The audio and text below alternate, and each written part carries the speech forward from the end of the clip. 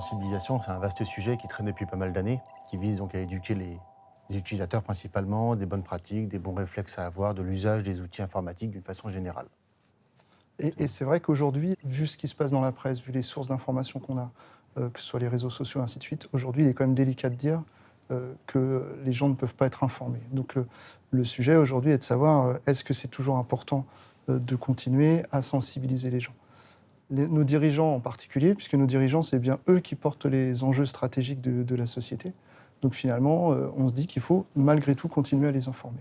Je te rejoins, c'est important, mais tu ne peux pas ne pas prendre en compte l'utilisateur. La menace, elle évolue, il y a des nouvelles techniques qui sortent tous les jours. Il faut répéter, il faut revenir dessus. Au final, c'est l'utilisateur qui a bien l'information en main, qui a l'outil poste de travail dans la main. C'est lui le premier vecteur de sensibilisation. Alors c'est vrai, mais d'un autre côté, tu peux pas occulter le fait qu'un directeur, notamment, qui va prendre des décisions à travers un projet, à travers des risques, parce que c'est bien lui qui est le porteur du risque, le fait que lui ait ses jalons, mène ces projets-là, ça informe aussi le collaborateur d'une certaine forme. Donc le dirigeant, le directeur en question, il a le pouvoir décisionnaire, il met en œuvre, il pousse des projets, il porte le risque. Donc on considère qu'automatiquement le collaborateur se trouve informé, non ?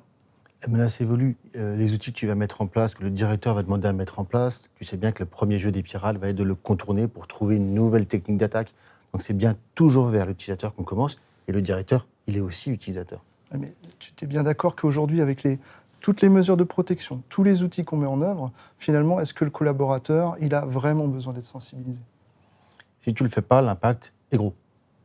Ça me paraît un pan indispensable de la sensibilisation. D'accord. Donc là, par rapport à l'échange qu'on a, on peut se dire que oui, il faut sensibiliser nos dirigeants, c'est un point important, mais il y a un deuxième pilier qu'il ne faut pas occulter, c'est le pilier des collaborateurs. On peut dire ça.